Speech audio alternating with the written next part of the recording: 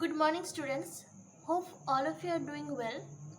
Today, I'm going to discuss at first that chapter 2 in motion chapter, the exercise question answer. Few question left over there, so few already I have discussed in my previous video. So that rest of the question today I will discuss, and then I will start the revision of this chapter. Okay, so let's see the first question. So exercise, the first question is our take the most appropriate answer.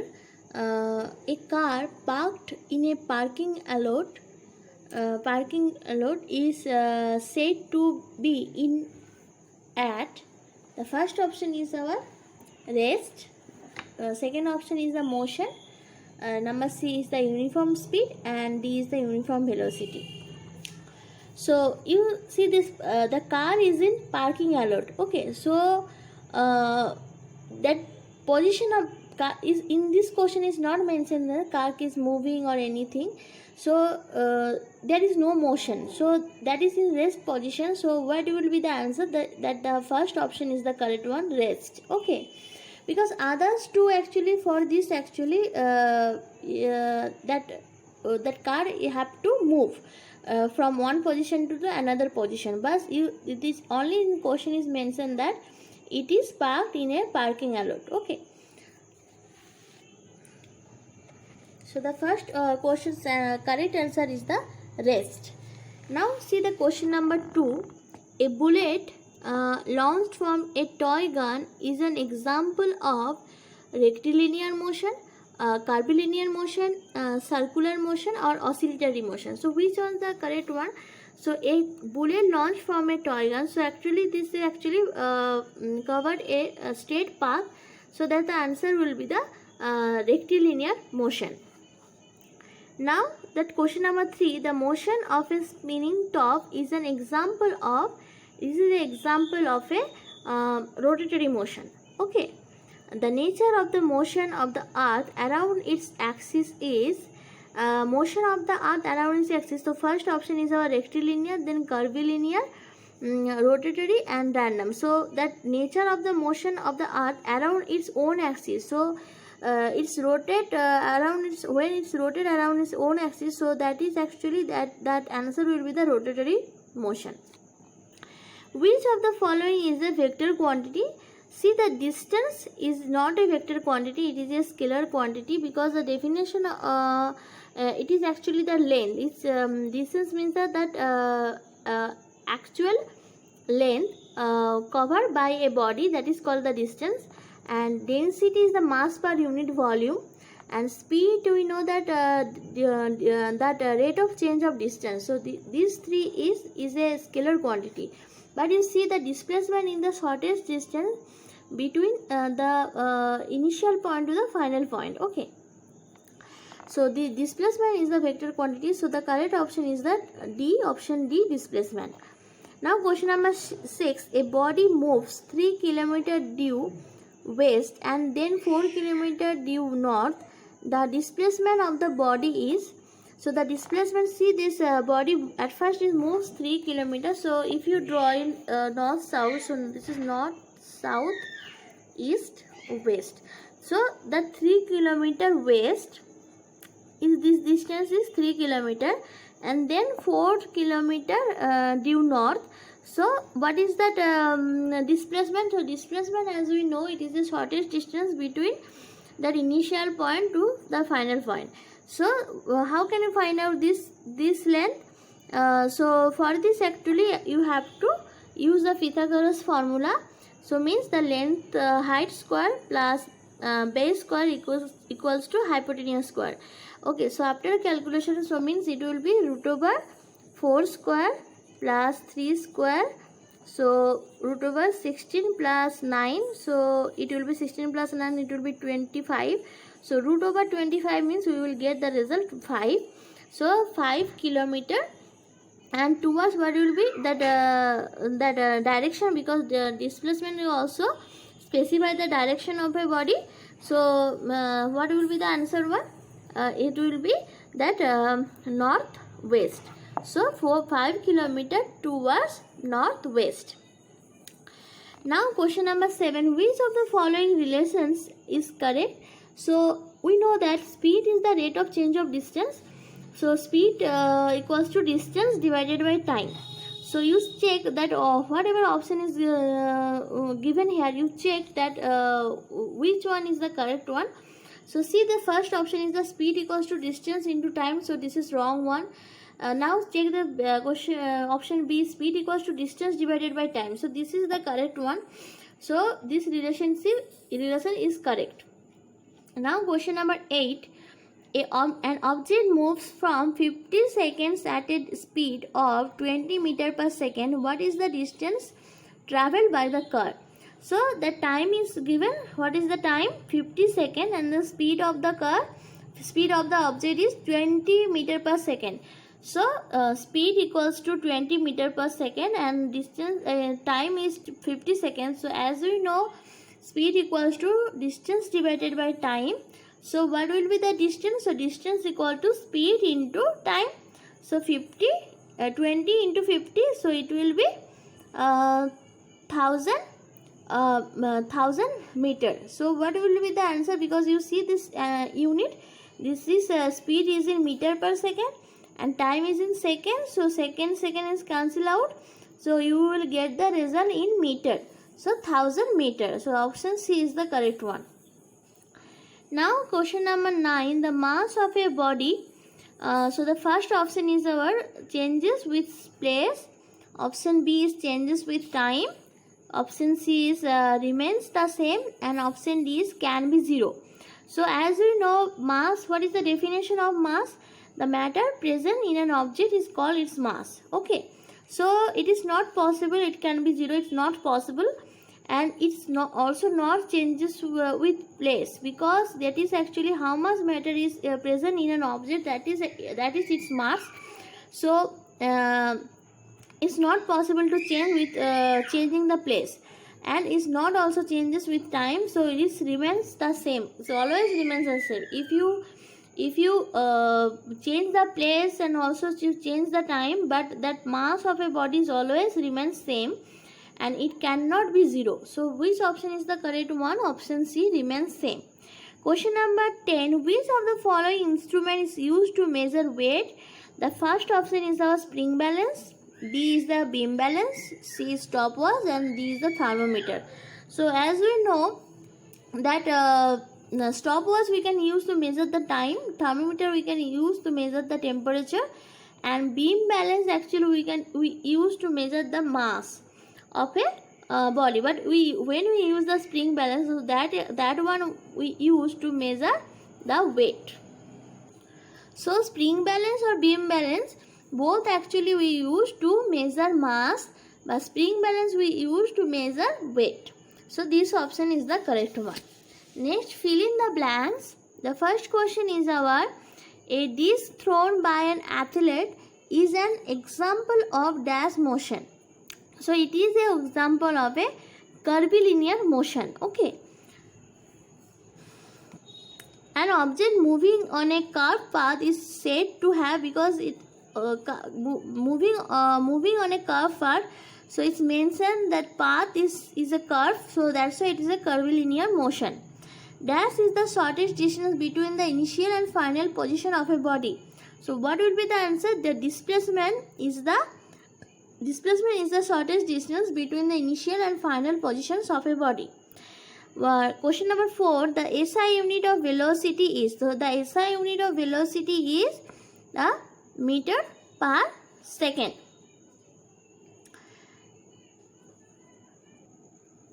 Now question number 5, the dash of a body is defined as the quantity of matter content in it.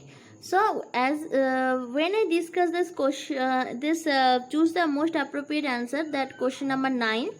I told there what is the definition of mass? The definition of mass is the how much matter is present in an object is called its mass. So that quantity of matter content, so means how much matter is present in a body, that is also a mass. So what is the answer of the question number 5? The mass of a body is defined as the quantity of matter contained in it. So you have to write down the mass here. Now question number C, match the columns. So left side this quantities, physical quantities are given, and this side the unit is given. So you have to match that left column and right column. You have to match it. Okay, so displacement, what is the unit? See, the displacement unit is, we know that this is displacement unit is meter. So you have to write down this is meter here. Velocity, velocity is meter, unit is meter per second. So A.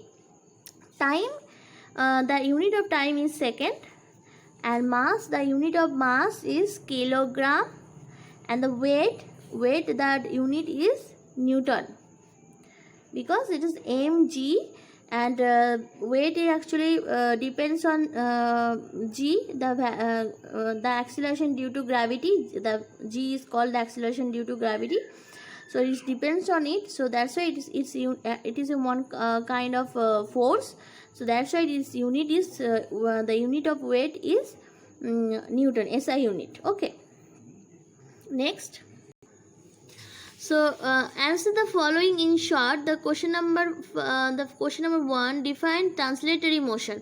So this definition already I provided as a study material. You please go over there and check. And one thing I want to tell you, if this kind of question will come in exam, just like a define translatory motion, that is actually without example, the definition has no meaning. Okay, so you write, but one thing, if you check that what is the marks is given in that question.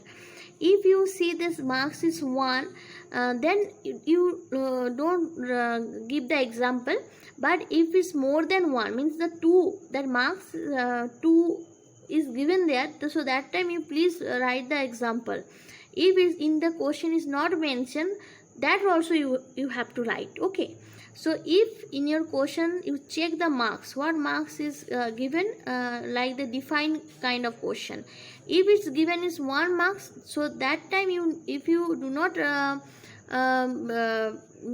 write down the example, it's okay. But if it's more than 1 marks, like the 2, 3, so that time you have to write down that example, definition as well as example. Now question number 2, what do you understand by oscillatory motion? That's also I'm providing the definition. What is that? Means that motion to and fro about its mean position. And what do you understand by vector quantity? Vector quantity are those physical quantity which have a magnitude as well as direction. Question number 4, a child moves by a toy car, takes it around and bring it back to the starting point. What is the displacement of the car? So you see that child moves a toy car and takes it around and brings it back to the starting point. So means that that position where the child starts to move and the ending point, both are at same point. So as I know, displacement is the shortest distance between that initial point to the final point. So in this case, the initial point and final point both are the same point. So that's why here displacement will be 0. So the displacement of the car is 0. Now question number 5. A car is moving at the rate of 40 km per hour towards east. Which physical quantity is stated here? So you see here, car is moving at the rate of 40 km per hour. Okay, so you see this speed, the speed is given, but you also, this is a numerical part, means the magnitude is given, and as well as you see is towards east, so direction also specified. So in this statement you see this magnitude as well as the direction is specified. So that's why it is a of course it is a vector quantity, and as we know, speed actually describe the magnitude, but velocity is describe the magnitude as well as direction. So that's why velocity, that physical quantity velocity is stated here in this statement. So the answer will be velocity. Now question number E, answer the following in detail. What do you understand by the term motion? So this question, that then second question, the speed and velocity have the same units. Here there are different physical quantities. Why?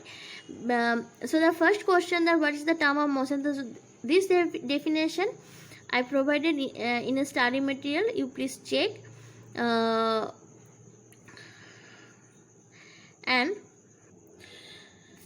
so the definition of motion is that a body is said to be in motion if its position with respect to a fixed point or an object in its surroundings keeps changing with time.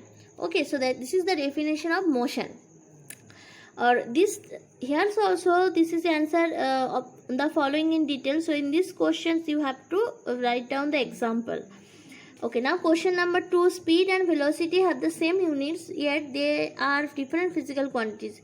Because speed, actually this physical quantity speed, actually this is the rate of change of distance, and velocity is the rate of change of displacement. Speed actually specify in definition of speed is specify that the only the magnitude, means the numerical part only the specify in speed, or describe speed. Or velocity, actually you have to specify the direction as well as the magnitude. So suppose that a car is moving with 4 km/h towards east, or the car is moving at the rate of 40 km/h towards east. So this is actually tells about that magnitude as well as the direction. So that's why it is a velocity. So that's why its unit is same, but they are two different physical quantities, because speed is a scalar quantity because it describes only the magnitude, and velocity is describes magnitude as well as direction. So that's why velocity is a vector quantity. Now question number 3. Explain why a car driven on any city road is an example of a non-uniform motion. Because in city road the road is not empty, is not mentioned here. So it will be the city road, means it will be busy or that. So we know that an non-uniform motion, actually that if a body or object moves an unequal distances and equal intervals of time, or you can say that unequal distances in equal interval of times. So as we know, a body is said to have a non-uniform motion if it's covered unequal distances in equal intervals of time. So in city road, that is means that the road is very busy. Sometimes the car driving in that towards east or towards north, towards west, because it also takes a turn. So that's why we cannot say it is a uniform motion. So that's why it is a non-uniform motion. Because in definition of a non-uniform motion, the condition is that body covers a unequal distances in equal intervals of time. So that's why it is a non-uniform motion. Question number 4. What do you understand by average speed, non-uniform velocity of a body? So that average speed, that the definition of average is the ratio of the total distance traveled by a body to the total time taken. Okay, this is a average speed. And non-uniform velocity, actually that there have a few conditions is required. So if that body covers see here, if the body is covers or the object is said to be having a non-uniform or variable velocity if it covers unequal distances in equal intervals of time in a given direction. Because it is a velocity, so that's why it have to mention the direction. And this is the first condition. And if this condition is satisfied, then we can say it is a non-uniform velocity. And second is that equal distances in equal intervals of time, but its direction keeps on changing. And number 3 is the unequal distances in equal intervals of time, and also its direction keeps on changing. Okay, so if any of these is fulfilled or satisfied, then we can say that object have a non-uniform velocity or variable velocity. Okay. Okay, so next question is the differentiate between mass and weight. So mass is the amount of matter present in an object is called its mass, and weight is the gravitational force acting on an object is called its weight. And the SI unit of mass is kilogram, and the SI unit of weight is Newton. And mass is measured with the help of a beam balance or physical balance, and weight is measured with the help of a spring balance. Mass, it does not vary from place to place, but weight can vary from place to place because it depends on the gravitational force. So because the gravitational force is changing from place to place, so that's why weight can vary from place to place. And mass cannot be zero and weight can be zero where there is no gravitational force acting on the body. And mass is a scalar quantity and weight is a vector quantity. So these are the differentiate between mass and weight. Okay, and so the students, so in this chapter, so all question I cover, hope you understand. And one thing I want to tell you, in this whole chapter, actually this is the important things is that which type of question will come in exam. So in this case, all please you read properly, because fill in the blanks will come from the inside of your book. Each and every lines you read properly. I will take that fill in the blanks from any corner and any corner of, I will take any corner of your book, so you read properly. And one thing I want to tell you, that the types of motion, some question maybe I will ask, write the definition or what do you understand by translatory motion, oscillatory motion, random motion. Or another type of question is from the types of motion is that, suppose that example is given, suppose that the question is that a ball thrown upwards at an angle, so what type of motion is it? So you have to write down what types of motion is it. Or throwing of a javelin, what type of motion is it? Or that a child sitting on a merry-go-round, so what type of motion is it? So this is the example. Or if I at the number third type of question is that, suppose that types of motion is given and I will ask you write down at least one example of each of the type of motion. Okay, so these three types of question will come from the part types of motion. And next is the very important things in this chapter is the numerical part. So in numerical part you must check the unit. Okay, so before you solve the question, you write down what is the given information is in your question. So read properly the question and simply you write down like this way. Just given speed equals to, see this question, the speed of a car is 60 km per hour if the car travels at a constant speed for 2 hours. So see here the time is given and speed is given, so you just write down the given quantity. Then you use the formula and find out, and check one thing, what is the system of unit is given in your question. You try to convert this answer in that system of unit. Okay, suppose it is, if it's given in SI unit, then you try to write the answer is in SI unit. If it's in your question is given the unit is in CGS, then you try to convert it in CGS. But if it's mentioned in your question, write down the answer is in SI unit, so that's you have to do. Okay, otherwise if it's not mentioned in your question, then what information is given, what system of unit, only that unit you will follow. Okay, so that numerical part of this chapter is very important. You read the question properly and write down. And want to so many numericals problem I provided you as a response sheet. So all please do properly those questions. And also in today also I will provide a few more questions on this chapter, also the numerical parts and what is the pattern of the question will come in your free happily unit test. So you please check properly and do it, and all please submit your response sheet on time. Thank you students, take care, have a good day, bye.